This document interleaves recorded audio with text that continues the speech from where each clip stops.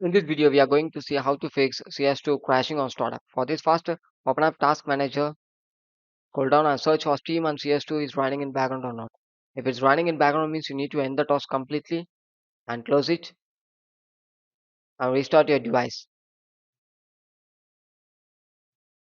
Once the restore complete after, open up Steam,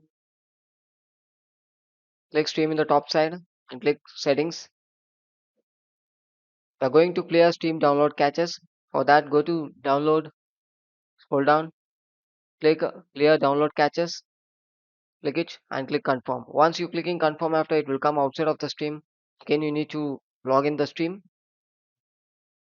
Again, log into Steam, click Settings,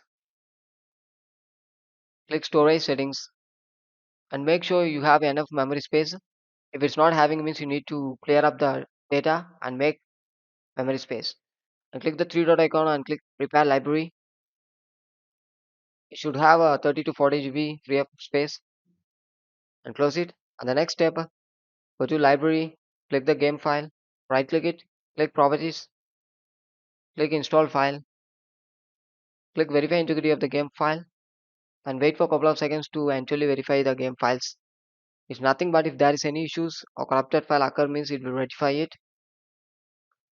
Once complete after a successfully complete for message will appear. After that move on with next step. Click settings, click app settings, click install app, scroll down and search for Microsoft Visual C++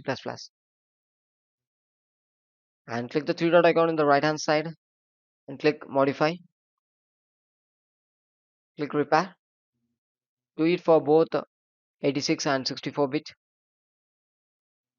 The option is not having means you need to go to the official website of Microsoft and download and install the latest version.